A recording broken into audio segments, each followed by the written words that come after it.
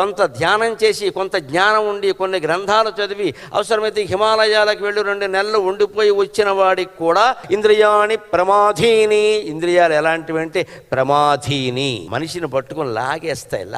తిరుగుదాం రా, ఇందులో ఏముందే అని లాగేస్తూ ఉంటాయి ఎప్పటికప్పుడు. కిక్ ఉందిరా అని చెప్పి స్మార్ట్ ఫోన్ చూపించి వీడియో గేమ్ ఆడు, కిక్ వస్తుంది. కిక్ రావాలి వీడి గేమ్ ద్వారా. వీడికి బ్రహ్మజ్ఞానం ద్వారా రాదు, ఇక్కడ గేమ్ ద్వారా రావాలి. ఇక్కడ గేమ్లో ఓసారి గెలుస్తాడు, ఓసారి ఓడిపోతాడు. కానీ బ్రహ్మధ్యానం చేసేవాడు ఎప్పుడూ గెలుపులోనే ఉంటాడు, ఓటమి అనేది ఉండదు. ఎందుకు? అక్కడ ఈగో లేదు, నేను గెలవాలి అనేది లేదు. అక్కడ గెలిచే ఉన్నాం మనం, నేను అనేది లేదు. నేననేది లేనప్పుడు గెలిపేమిటి, ఓటమేమిటి? ఇక్కడ అదే చెబుతున్నాడు కృష్ణుడు. ఎంత విద్వాంసుడైనా, ఎంత జ్ఞానినైనా ఇంద్రియాలు లాగేస్తాయి. ఎందుకంటే ఇంద్రియాల పనే ప్రమాధీని, అవి బలవత్తరంగా లాగేస్తాయి. మనకి 60 సంవత్సరాల్లో ప్రమాధి అని ఒక సంవత్సరం.